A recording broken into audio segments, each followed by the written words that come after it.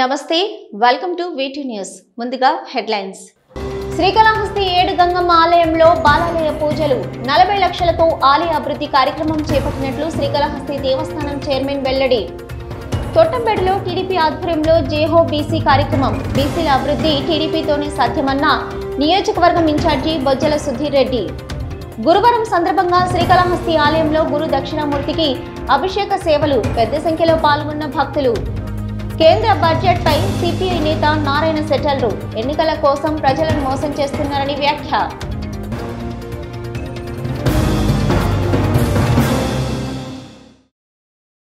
శ్రీకాళహస్తి దేవస్థానం అనుబంధమైన ఏడు గంగమ్మల ఆలయానికి నేడు బాలాలయ కార్యక్రమం నిర్వహించారు.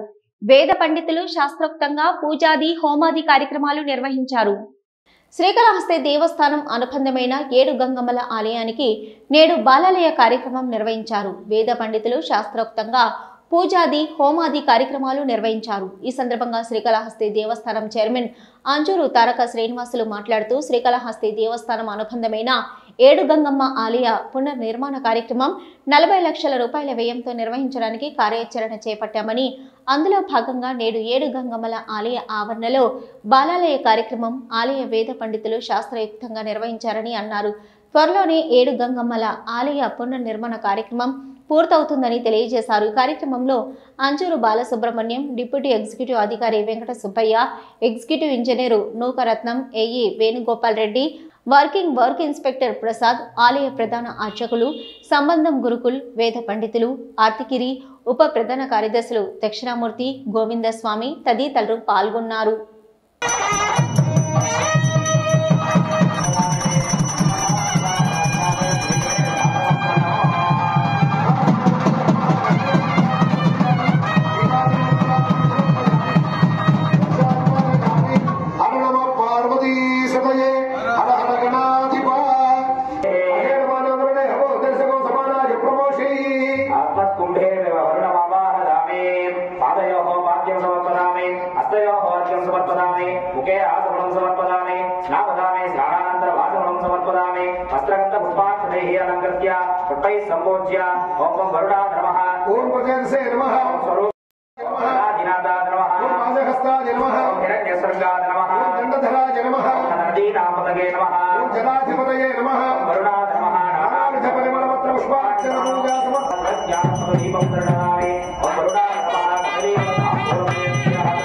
శ్రీకాళహస్తీశ్వర శివ కరోతు నిత్య కళ్యాణం కరుణావరుణాలయ. శ్రీ జ్ఞానప్రసూనాంబా సమేత శ్రీ కాళహస్తీశ్వర స్వామినే నమః. శ్రీ జ్ఞానప్రసూనాంబా సమేత శ్రీ కాళహస్తీశ్వర స్వామి వారి యొక్క క్షేత్రములో వెలసి ఉన్న శ్రీ ఏడు గంగమ్మల దేవత యొక్క ఆలయము జీర్ణోద్ధారణ మహాకుంభాభిషేక కార్యక్రమంలో అత్యంత వైభవయుతంగా నిర్వహించాలని, అందులో భాగంగా కూడా ఆలయంలోని చిన్న చిన్న పనులన్నీ కూడా పూర్తి చేసి పునర్నిర్మాణము గావించడం గాను ఈ రోజు మొదటి రోజున శ్రీ ఏడు గంగమ్మల దేవతల యొక్క ఆలయంలో బాలస్థాపన కార్యక్రమము, విఘ్నేశ్వర పూజ, పుణ్యాహవాచనము, మృత్సంగ్రహణము, అంకురారోపణ, వాస్తుశాంతి, దీక్షా వస్త్రధారణ, యాగశాల ప్రవేశము, ఈ కార్యక్రమాలన్నీ కూడా అత్యంత వైభవపేతంగా నిర్వహించబడినవి.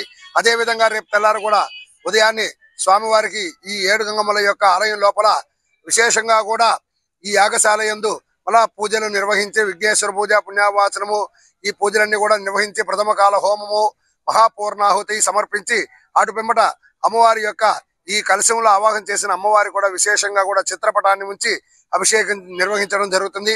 కావున భక్తులందరూ కూడా ఈ ఏడు గంగమ్మల యొక్క ఆలయంలో భక్తులందరూ కూడా అధిక సంఖ్యలో వచ్చి పాల్గొని ఈ బాలస్థాపన కార్యక్రమాన్ని దిగ్విజయం చేయవలసినదిగా కోరడమైనది. ఓం నమః శివాయ.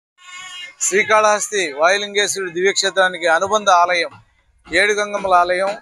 ఆ ఏడు గంగమ్మల ఆలయానికి ఈరోజు బాలాలయ కార్యక్రమం జరిగింది. బాలాలయం అయిపోయిన వెంటనే కూడా విగ్రహం యొక్క అమ్మవారి మూల విరాట్ ఉన్నది విగ్రహము. ఆ విగ్రహాన్ని పంచనామా ద్వారా తొలగించి భద్రపరుస్తూ తొందరగానే ఈ యొక్క ఆలయానికి కుంభాభిషేకం చేయాలన్న సంకల్పం అధికారులది, ధర్మకర్తల మండలిది. అదేవిధంగా ఈ యొక్క ఆలయానికి 40 లక్షల రూపాయల నిధులు కూడా ఏర్పాటయ్యాయి. అత్యంత ముఖ్యమైన విషయం ఏంటంటే మా యొక్క శాసనసభ్యుడు గౌరవనీయులు బిఎఫ్ మసూద్ రెడ్డి గారు ఏడు గంగమ్మల జాతరని రాష్ట్ర ఫెస్టివల్ గా స్టేట్ ఫెస్టివల్ గా దీనికి కూడా గుర్తింపు జీవో కాపీ తీసుకొచ్చారు. అది రాబోయే సంవత్సరంలో రాష్ట్ర పండుగగా జరుగుతుంది. ఆ విధంగా తయారు కాబోతున్నది కాబట్టి అత్యంత ఆధ్యాత్మికంగా బాగా ఉండేటట్లుగా కూడా గుడి నిర్మాణం జరగబోతోంది. దానికి సంబంధించి ఇంజనీరింగ్ సెక్షన్ వాళ్ళు డిజైన్స్ అన్ని ఏర్పాటు చేస్తున్నారు. కాబట్టి ప్రత్యేకంగా ఈ సందర్భంగా బిఎఫ్ మోసిరెడ్డి గారికి శ్రీకాళహస్తి వాస్తవులుగా మేమందరం కూడా కృతజ్ఞతలు తెలియజేస్తున్నాం. రాష్ట్రంలో తిరుపతి తాతాయగుంట గంగమ్మ, వెంకటగిరి పోలేరమ్మ, శ్రీకాళహస్తి 7 గంగమ్మలు, ఈ 3 కూడా మన జిల్లాలోనే ఉండడం మనకు చాలా ఆనందదాయకం. తిరుపతి జిల్లాలో ఈ 3 ఉండడం, 3 రాష్ట్ర పండుగలుగా ఏర్పడడం అనేది అరుదైన విషయము, అద్భుతమైన విషయము. ఈ విధంగా సహకరించిన జగన్మోహన్ రెడ్డి గారికి, బిఎఫ్ మోసిరెడ్డి గారికి కూడా ప్రత్యేక ధన్యవాదాలు. శ్రీకాళహస్తి నియోజకవర్గంలోని తోటంబేడు గ్రామంలో టీడీపీ ఆధ్వర్యంలో జేహో బీసీ కార్యక్రమాన్ని నిర్వహించారు. ఈ కార్యక్రమానికి ముఖ్య అతిథిగా నియోజకవర్గం ఇన్ఛార్జి బొజ్జల సుద్దిరెడ్డి పాల్గొన్నారు. బీసీల అభివృద్ధి టీడీపీతోనే సాధ్యమని అన్నారు. శ్రీకాళహస్తి నియోజకవర్గంలోని తోటంబేడు గ్రామంలో టీడీపీ ఆధ్వర్యంలో జేహో బీసీ కార్యక్రమాన్ని నిర్వహించారు. ఈ కార్యక్రమానికి ముఖ్య అతిథిగా నియోజకవర్గం ఇన్ఛార్జి బొజ్జల సుద్దిరెడ్డి పాల్గొన్నారు. ఈ సందర్భంగా మండలంలోని బీసీ నాయకులు ఆయనకు ఘన స్వాగతం పలికి పూలమాలలతో సత్కరించి సన్మానించారు. అనంతరం బీసీలు టీడీపీకి అండగా ఉండి 2024లో ఎమ్మెల్యేగా గెలిపించుకుంటామని తెలిపారు. ఈ సమావేశాన్ని ఉద్దేశించి బొజ్జల సుద్దిరెడ్డి మాట్లాడుతూ బీసీలను తక్కువ చేసి మాట్లాడే నాయకులు చరిత్రహీనులవుతారని అన్నారు. శ్రీకాళహస్తి నియోజకవర్గంలో 56% బీసీలు ఉన్నారని, బీసీలంతా ఒక్కటై టీడీపీని గెలిపించాలని అన్నారు. 1982లో ఎన్టీఆర్ టీడీపీ పార్టీని ఏర్పాటు చేసి బీసీలకు 24% రిజర్వేషన్ తీసుకొచ్చిన ఘనత తెలుగుదేశం పార్టీకే దక్కిందన్నారు. దేశంలోనే తొలిసారిగా బీసీలకు రక్షణ చట్టం తీసుకొచ్చి అండగా నిలవాలని బాబు షూరిటీ భవిష్యత్తుకు గ్యారంటీ పొందుపరచామని ఆయన తెలిపారు. బీసీలను గుర్తించి ఆర్థికంగా బలోపేతం చేసి రాజకీయ ప్రోత్సాహాన్ని చంద్రబాబు అందించారన్నారు. బీసీల అభ్యున్నతికి టీడీపీ కృషి చేశారని, జగన్మోహన్ రెడ్డి పాలనలో బీసీలు అన్ని విధాలుగా అణచివేతకు గురయ్యారని అన్నారు. అయితే వైసీపీ దుర్మార్గ పాలనకు చర్మగీతం పాడేందుకు సమిష్టిగా కృషి చేయాలని, బీసీలంతా ఒకటే టీడీపీ జనసేన పార్టీ గెలుపునకు కృషి చేయాలని, రానున్న ఎన్నికలలో బీసీలు ఐక్యంగా టీడీపీకి పట్టం కట్టాలని పిలుపునిచ్చారు. తన నియోజకవర్గంలో ఎమ్మెల్యేగా గెలిచిన వెంటనే 40% రిజర్వేషన్లు బీసీలకు ఇస్తానని, తొట్టంబేడు గ్రామాన్ని దత్తత తీసుకొని గ్రామాన్ని సుందరీకరణగా తీర్చిదిద్దుతానని తెలియజేశారు. అక్క చెల్లెలకి, అన్నదమ్ములకి నేను పాదాబంధాలు చేసుకుంటున్నాను. వాళ్ళందరూ కూడా కొంతమంది సమస్యలు చెప్పడం జరిగింది. ఏ రకంగా జగన్మోహన్ రెడ్డి వీళ్ళకి అన్యాయం చేశాడు, ఏ రకంగా ఇక్కడున్న బడాచోరు మరి ఎమ్మెల్యే మధుసూదన్ రెడ్డి వాళ్ళకి అన్యాయం చేసి చెప్పడం జరిగింది. నిజంగానే కడుపు తరుక్కుపోతుంది బీసీలు జరిగిన అన్యాయం. ఆ రోజు 36,000 కోట్లు పెట్టి మరి బీసీలకి ఒక స్పెషల్ ప్లాట్ఫామ్ క్రియేట్ చేసి వాళ్ళకి బ్రహ్మాండంగా జీవితం బాగుండాలని చెప్పి అరేంజ్ చేస్తే, దాంట్లో ఈరోజు జగన్మోహన్ రెడ్డి వచ్చిన తర్వాత 11,000 కోట్లు తిరిగి సెంట్రల్ గవర్నమెంట్ పోయే పరిస్థితి. అంటే ఇతను ఏం ఖర్చు పెడుతున్నాడు, ఏం చేశాడు బీసీకి, ఎక్కడ ఏం చేశాడు ఆ డెవలప్మెంట్ కోసం? ఈ రోజు పిల్లల్ని చూస్తేనేమో ఉద్యోగాలు లేవు, రైతులు చూస్తేనేమో పంటలు కొనుక్కోరు. అట్లనే ఈ రజకులకి కావచ్చు ఏమిచ్చారండి రజకులకి? అంటే ఉమెన్స్ వెల్ఫేర్ స్కీమ్ కింద ఏ ఎస్సీ ఎస్టీలు కావచ్చు, బీసీలు కావచ్చు లోన్లు ఎన్ని ఇచ్చారండి? ఒక్కసారి ప్రజలందరూ గమనిస్తాడు. రేపు వచ్చే ఎన్నికల్లో బీసీలే మీకు గుణపాఠం చేర్పించబోతున్నారు. మీరు అత్యంత దారుణంగా ఎప్పుడు భారతదేశంలో కానీ విని ఎరుగని రీతిలో మీరు ఓడిపోతున్నారు. శ్రీకాళహస్తి నియోజకవర్గం అభివృద్ధి ఒక తెలుగుదేశం పార్టీతోనే సాధ్యమని టీడీపీ ఇన్ఛార్జి బొజ్జల సుద్దిరెడ్డి సతీమణి బొజ్జల రిషితారెడ్డి అన్నారు.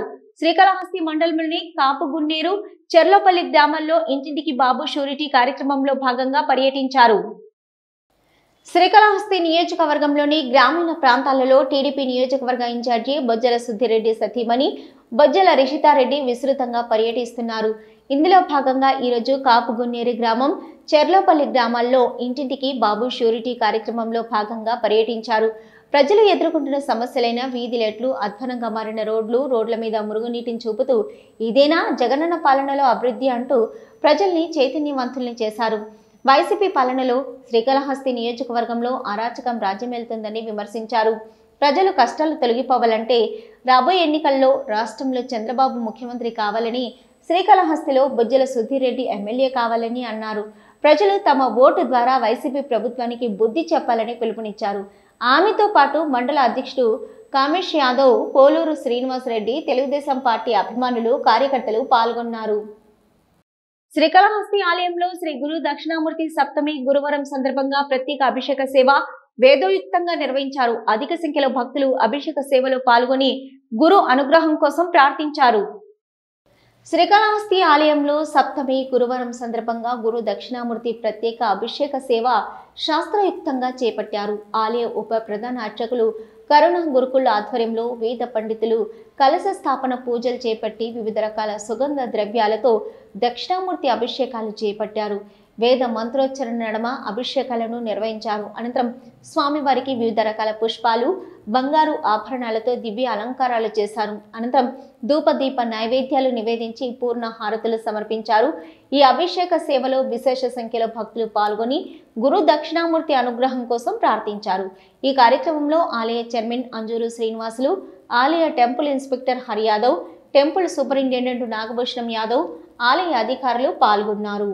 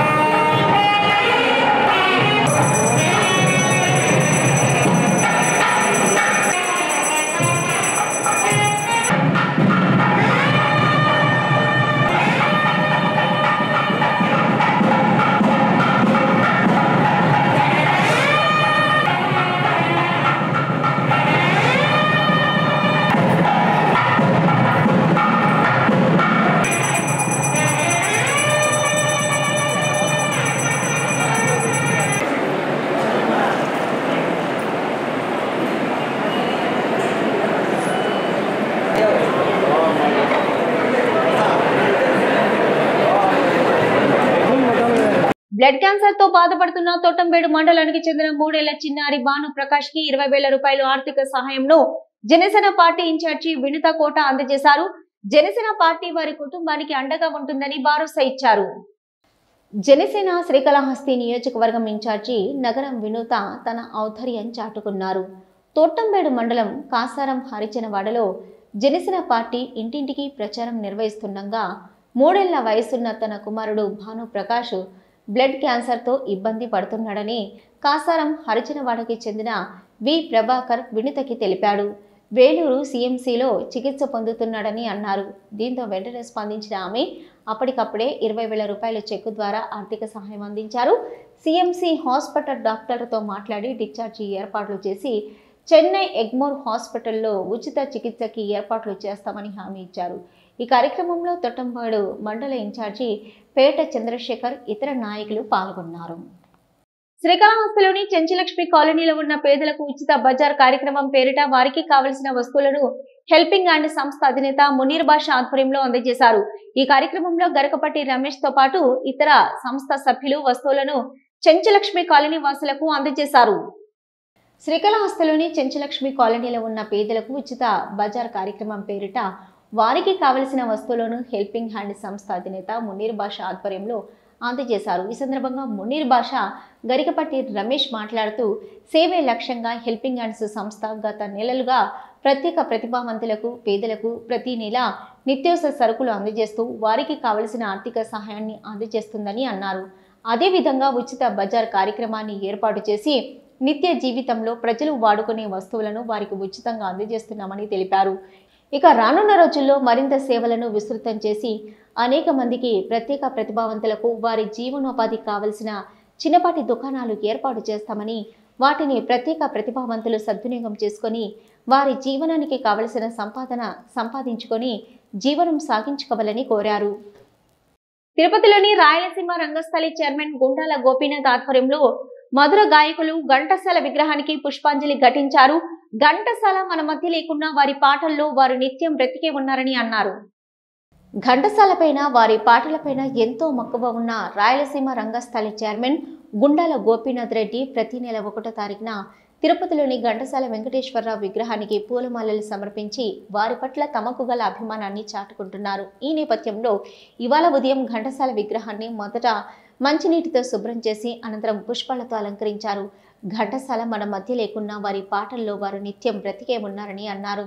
ఈ సందర్భంగా ఘంటసాల అభిమాని ఎస్బీఐ బ్యాంక్ మాజీ మేనేజర్ ప్రసాద్, మాధురి దంపతులను సన్మానించారు. ఈ కార్యక్రమంలో ఘంటసాల అభిమానులు సురేష్ స్వామి, టీచర్ తిరుపతయ్య, తొండమానాడు సుబ్రహ్మణ్యం రెడ్డి, ఆంజనేయులు, ఆదిస్వామి, చంద్రశేఖర్ రెడ్డి, పద్మనాభం తదితరులు పాల్గొన్నారు. తిరుపతి జిల్లాలో మొదటి కలెక్టర్గా అవకాశం రావడం, పేదలకు మంచి చేసే అవకాశం రావడం ఎంతో సంతోషంగా ఉందని ఎండి హౌసింగ్ కార్పొరేషన్ గా బదిలీ అయిన తిరుపతి జిల్లా మొదటి కలెక్టర్ వెంకట రమణారెడ్డి అన్నారు. ఈ సందర్భంగా ఆయనను ఆత్మీయ వీడ్కోలు కార్యక్రమంలో పలువురు ప్రముఖులు కలిసి అభినందనలు తెలియజేశారు.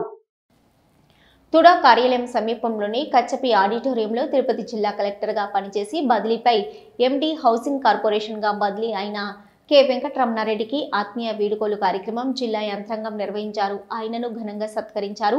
ఈ కార్యక్రమంలో జేసీ బన్సల్, ఎస్పీ పరమేశ్వర్ రెడ్డి, అదనపు SP Venkatrao, DRO Penchala Kishore, DFO Satish Reddy, boards hospital director Reddappa Reddy తదితర అధికారులు పాల్గొన్నారు. ఈ సందర్భంగా వెంకట రమణారెడ్డి మాట్లాడుతూ తాను కలెక్టర్గా పనిచేస్తున్న సమయంలో అధికారులు సంపూర్ణ సహకారాలు అందించారని చెప్పారు.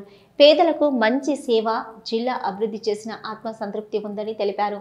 తిరుపతి లాంటి కొత్త జిల్లాల్లో ఎక్కువ ప్రముఖుల పర్యటనలు, ప్రోటోకాల్తో పాటు జిల్లా అభివృద్ధి, ప్రజా సంక్షేమ పథకాల అమలు చేయడం ఎంతో కష్టతరమని, కానీ అధికారులకు సరైన దిశానిర్దేశం ద్వారా మార్గదర్శనం చూపితే అధికారులు వారి బాధ్యతలు ఎంతో చక్కగా చేస్తారని, జిల్లాను ప్రగతి పథంలో తీసుకెళ్లడంలో పురోగతి అధికారుల సమన్వయంతో సాధించగలిగామని తెలిపారు. పలు శాఖల వారు పురోగతిలో కృషి ఇలాగే కొనసాగించాలని అన్నారు. జిల్లాలో క్యాన్సర్ వ్యాధిని ముందుగానే గుర్తించి ముద్రకు ముందే ప్రజల ప్రాణాలను కాపాడే దిశలో చర్యలు జరుగుతుందని తెలిపారు. జిల్లాలో లా అండ్ ఆర్డర్ సక్రమంగా ఉండడంలో ఎస్పీ సహకారం ఎంతో చక్కగా ఉందని తెలిపారు. ఎన్నికల కోసమే ఓట్ ఆన్ అకౌంట్ బడ్జెట్ అని అందమైన భాషతో అందమైన అబద్ధాలు నిర్మలా సీతారామన్ చెప్పారు. కేంద్ర బడ్జెట్ పై సిపిఐ జాతీయ కార్యదర్శి నారాయణ విమర్శించారు. ఈ మేరకు తిరుపతిలో మీడియా సమావేశం నిర్వహించారు. కేంద్ర బడ్జెట్ పై తనదైన శైలిలో సిపిఐ జాతీయ కార్యదర్శి నారాయణ స్పందించారు. ఎన్నికల కోసమే ఓట్ ఆన్ అకౌంట్ బడ్జెట్ అని అందమైన భాషలో అందమైన అబద్ధాలు నిర్మలా సీతారామన్ చెప్పారు. కేంద్ర బడ్జెట్ పై విమర్శించారు. ఈ మేరకు తిరుపతిలో మీడియా సమావేశం నిర్వహించారు. ఉపాధి తప్ప ఉద్యోగాల గురించి చెప్పలేదన్నారు. ట్యాక్స్ వ్యవహారంలో కార్పొరేట్ రంగానికి పెద్దపీట వేశారన్నారు. నేతి బీరకాయలో నెయ్యంత ఉందో బడ్జెట్ అదే విధంగా ఉందన్నారు. బడ్జెట్లో అయోధ్య అంశాన్ని ఎందుకు లేవనెత్తరని ప్రశ్నించారు. బీజేపీ నేతల వైఖరితో రాజ్యాంగానికి ప్రమాదం ఏర్పడే అవకాశం ఉందన్నారు.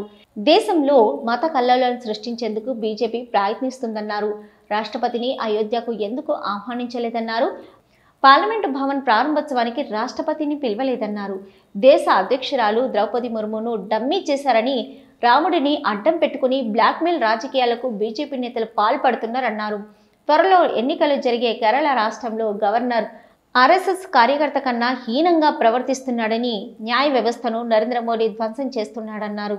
దేశంలో అభివృద్ధి జరగలేదు కాబట్టి శ్రీరాముడిని అడ్డం పెట్టుకొని ఓట్లు దండుకోవాలని చూస్తున్నారని ఆరోపించారు. విశాఖ స్టీల్ ప్లాంట్ను ఆదానికి అప్పగించేందుకు కేంద్రం సిద్ధమైందని, 5 కోట్ల మంది ఆంధ్రులకు అన్యాయం జరుగుతుంటే జగన్ కేంద్రాన్ని ఎందుకు ప్రశ్నించడం లేదన్నారు. జగన్మోహన్ రెడ్డిని విమర్శిస్తే మాపై కులం అంటకట్టారని, సొంత చెల్లెలు షర్మిల విమర్శలపై జగన్మోహన్ రెడ్డి ఎందుకు సమాధానం చెప్పడం లేదని అన్నారు. చంద్రబాబు వదిలిన బాణం షర్మిల అని వైసీపీ నేతలు చెప్పడం హాస్యాస్పదం అన్నారు. హత్యలు, అత్యాచారాలు, ఎర్రచందనం, స్మగ్లర్, ఇసుక మాఫియాదారులు, కబ్జాకోర్లు వైసీపీ ఎమ్మెల్యే అభ్యర్థుల అని ప్రశ్నించారు. తిరుపతి నగరంలో అనేక చోట్ల అధికార పార్టీ ఏర్పాటు చేసిన సిద్ధమని హోర్డింగ్లకు వెంటనే తొలగించాలని కోరుతూ మున్సిపల్ కార్యాలయం దగ్గర జనసేన నాయకులు నిరసన కార్యక్రమం చేపట్టారు. అధికార వైఎస్ఆర్ కాంగ్రెస్ పార్టీ ఏర్పాటు చేసిన సిద్ధమని హోర్డింగ్లు ప్రతిపక్షాలను రెచ్చగొట్టే విధంగా ఉన్నాయని మండిపడ్డారు. తిరుపతి నగరంలో అనేక చోట్ల అధికార పార్టీ ఏర్పాటు చేసిన సిద్ధమని హోర్డింగ్లకు వెంటనే తొలగించాలని కోరుతూ మున్సిపల్ కార్యాలయం దగ్గర జనసేన నాయకులు నిరసన చేపట్టారు. గుడులు పాఠశాలలపై సైతం ఏర్పాటు చేయడాన్ని తప్పుపట్టారు. ఆ పార్టీ నాయకులు మీడియాతో మాట్లాడుతూ జగన్ ఎన్నికలకు సిద్ధమా, లేదా ఇంటికి వెళ్లడానికి సిద్ధమా, లేదా తిరిగి ప్రజలను వంచడానికి సిద్ధమా చెప్పాలన్నారు.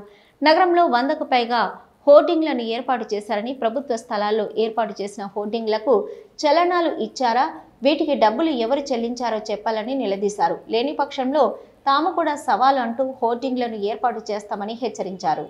అందరికీ నమస్కారం. మనం చూసుంటాం గత 5-6 రోజులుగా రాష్ట్ర వ్యాప్తంగా కానివ్వండి, పవిత్ర పుణ్యక్షేత్రం తిరుపతిలో కూడా ఇలా సిద్ధమని హోర్డింగ్స్ పెట్టడం జరిగింది. ఇవన్నీ కూడా మేము ఒకటాడుతున్నాం. ఈరోజు దేనికి సిద్ధం?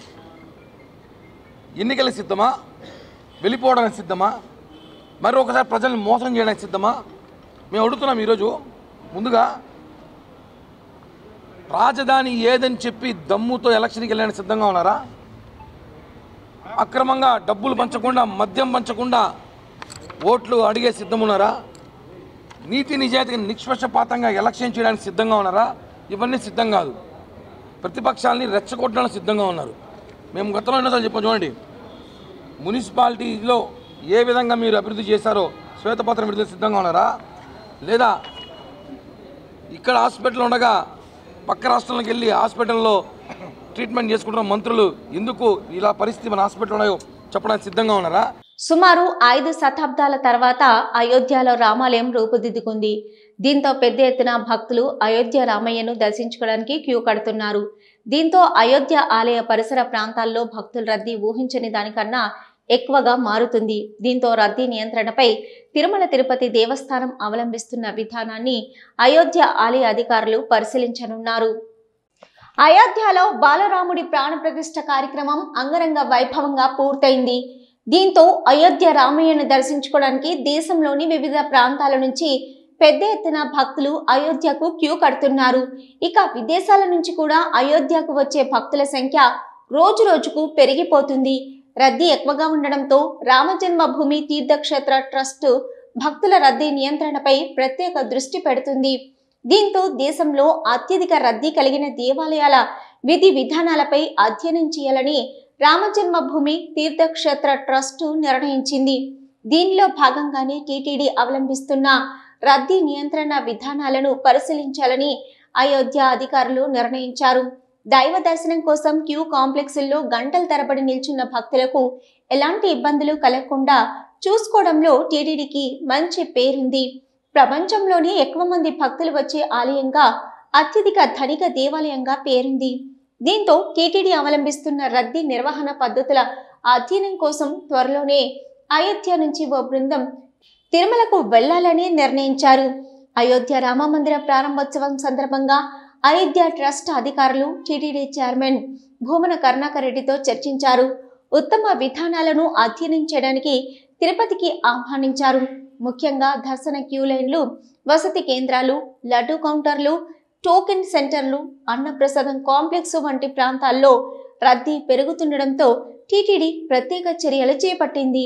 రద్దీ నిర్వహణ విధానం ద్వారా పరిస్థితిని ఎప్పటికప్పుడు చక్కబెడుతుంది. మహారాష్ట్రలోని షిరిడి సంస్థాన్, జమ్మూలోని మాతా వైష్ణోదేవి పుణ్యక్షేత్ర ట్రస్టు ఇప్పటికే తిరుమలను సందర్శించింది. ఇక్కడ అవలంబిస్తున్న విధానాలను అక్కడ అమలుపరుస్తున్నారు. ఈ నేపథ్యంలోనే అయోధ్య అధికారులకు కూడా టీటీడీ పూర్తి సహకారం అందించే అవకాశము కనిపిస్తుంది. తిరుమల శ్రీవారిని పలువురు ప్రముఖులు దర్శించుకున్నారు. ఉదయం వీఐపీ విరామ సమయంలో తెలంగాణ ఎమ్మెల్యేలు Adinarayana, Pilot Rohit Reddy, Telangana election commissioner Parthasarathi, Tirupati MP గురుమూర్తులు, నటి జయలలిత వేరువేరుగా స్వామివారి సేవలో పాల్గొని మొక్కులు చెల్లించుకున్నారు. దర్శనం అనంతరం రంగనాయకుల మండపం వద్ద వేద పండితులు వేద ఆశీర్వచనం అందించగా ఆలయ అధికారులు శ్రీవారి తీర్థ ప్రసాదాలు అందజేసి పట్టు వస్త్రంతో సత్కరించారు. రాబోవు పార్లమెంటు ఎన్నికల్లో సైతం తెలంగాణలో కాంగ్రెస్ ప్రభంజనం ఖాయమని ఎమ్మెల్యే ఆదినారాయణ స్పష్టం చేశారు. ఏపీ ఎన్నికల్లో కాంగ్రెస్ పార్టీ మెరుగైన స్థానాలు దక్కించుకుంటాయని అభిప్రాయపడ్డారు.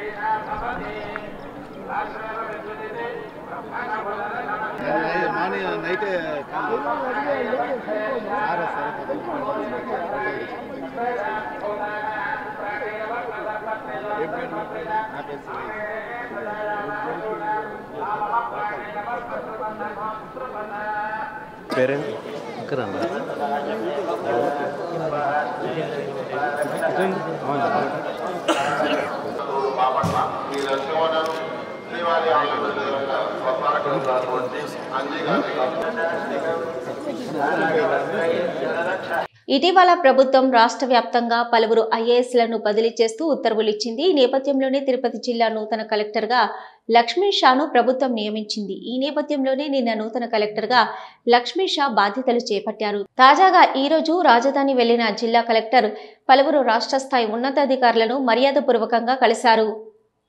తిరుపతి జిల్లా కలెక్టర్గా తనకు అవకాశం కల్పించినందుకు రాష్ట్ర స్థాయి ఉన్నతాధికారులకు కృతజ్ఞతలు తెలియజేశారు నూతన జిల్లా కలెక్టర్ లక్ష్మీ షా. ఇటీవల ప్రభుత్వం రాష్ట్రంలోని పలువురు ఐఏఎస్లను బదిలీ చేస్తూ ఉత్తర్వులు ఇచ్చింది. దీనిలో భాగంగా ఇప్పటి వరకు తిరుపతి జిల్లా కలెక్టర్గా పనిచేసిన వెంకటరమణారెడ్డిని రాష్ట్ర హౌసింగ్ కార్పొరేషన్ ఎండీగా ప్రభుత్వం నియమించింది. అలాగే అక్కడి నుండి తిరుపతి జిల్లా కలెక్టర్ లక్ష్మీ షాను ప్రభుత్వ ప్రధాన కార్యదర్శి జవహర్ రెడ్డి నియమిస్తూ ఉత్తర్వులు ఇచ్చారు. ఈ నేపథ్యంలోనే నిన్న తిరుపతి జిల్లాకి వచ్చిన నూతన కలెక్టర్ బాధ్యతలు స్వీకరించారు. ఈ రోజు రాష్ట్ర ప్రభుత్వానికి సంబంధించిన పలువురు ఉన్నతాధికారులను మర్యాదపూర్వకంగా కలిశారు. తిరుపతి జిల్లా collector Lakshmi Shah chief secretary KS Jawahar రెడ్డిని కలిసి పుష్పగుచ్చాలు అందించి కృతజ్ఞతలు తెలియజేశారు. ఈ సందర్భంగా తిరుపతి జిల్లా పాలనకు సంబంధించిన పలు విషయాలను జవహర్ రెడ్డి చర్చించారు. అనంతరం రాష్ట్ర ఆర్థిక శాఖ ప్రత్యేక ప్రధాన కార్యదర్శి శంషర్ సింగ్ రావత్ను కూడా మర్యాదపూర్వకంగా కలిశారు. అక్కడి నుండి నేరుగా రాష్ట్ర ఎన్నికల సంఘం వద్దకు చేరుకొని ప్రధాని ఎన్నికల కమిషనర్ ముఖేష్ కుమార్ మీనాను మర్యాదపూర్వకంగా కలిశారు. ఈ సందర్భంగా తిరుపతి జిల్లాలో ఎన్నికల పరిస్థితులపై పలు కీలక ఆదేశాలు ఇచ్చారు ప్రధాన ఎన్నికల కమిషనర్. తిరుమల దివ్యక్షేత్రంలో భక్తుల రద్దీ కొనసాగుతుంది. దేశంలోని వివిధ ప్రాంతాల నుంచి శ్రీవారి దర్శనానికి తిరుమలకు వస్తున్నారు భక్తులు. దీంతో స్వామివారి సర్వదర్శనానికి 24 గంటల సమయం పడుతుంది. గత 24 గంటల్లో స్వామివారిని 64,635 మంది భక్తులు దర్శించుకున్నారు. తిరుమల శ్రీవారి ఆలయంలో భక్తుల రద్దీ కొనసాగుతుంది. నిన్న తిరుమల శ్రీవారిని 64,635 మంది భక్తులు దర్శించుకున్నారు. నిన్న తిరుమల దివ్యక్షేత్రానికి వచ్చిన భక్తులలో 19,553 మంది భక్తులు తలనీలాలు సమర్పించారు. నిన్న శ్రీవారి హుండీ ఆదాయం 4.64 కోట్లు. గత నెలలో 300 రూపాయలు శీఘ్ర దర్శనం టికెట్లు బుక్ చేసుకున్న భక్తులకు ఈ మాసంలో దర్శనాలు కొనసాగుతున్నాయి. ఇక సర్వదర్శనం భక్తులకు టోకెన్లు ఇచ్చే విధానాన్ని తిరిగి టీటీడీ పునః ప్రారంభించింది. దీంతో టైం స్లాట్లో నిర్దేశించిన టోకెన్ల ప్రకారం దర్శనాలు చేసుకుంటున్నారు సర్వదర్శనం భక్తులు. ఇక టైం స్లాట్లో సర్వదర్శనం టోకెన్ దొరకని భక్తులు కూడా నేరుగా వైకుంఠం 2 నుంచి దర్శనాలకు అనుమతిస్తున్నారు టీటీడీ అధికారులు. ప్రస్తుతం 26 కంపార్ట్మెంట్లలో భక్తులు వేచి ఉన్నారు. దీంతో శ్రీవారి సర్వదర్శనానికి 24 గంటల సమయం పడుతుంది. ఇక 300 రూపాయల శీఘ్ర దర్శనం టికెట్లు కలిగిన భక్తులకు 6 గంటల సమయం పడుతున్నట్లు సమాచారం. వేటు న్యూస్ ముగించే ముందు హెడ్లైన్స్ మరొకసారి. శ్రీకాళహస్తి 7 గంగమ్మ ఆలయంలో బాలాలయ పూజలు 40 లక్షలతో ఆలయ అభివృద్ధి కార్యక్రమం చేపట్టినట్లు శ్రీకాళహస్తి దేవస్థానం చైర్మన్ వెల్లడి. తొట్టంబేడులో టీడీపీ ఆధ్వర్యంలో జేహో బీసీ కార్యక్రమం. బీసీల అభివృద్ధి టీడీపీతోనే సాధ్యమన్న నియోజకవర్గం ఇన్ఛార్జి బొజ్జల సుధీర్ రెడ్డి. గురువారం సందర్భంగా శ్రీకాళహస్తి ఆలయంలో గురు దక్షిణామూర్తికి అభిషేక సేవలు. పెద్ద సంఖ్యలో పాల్గొన్న భక్తులు. కేంద్ర బడ్జెట్ పై సిపిఐ నేత నారాయణ సెటల్రు ఎన్నికల కోసం ప్రజలను మోసం చేస్తున్నారని వ్యాఖ్య.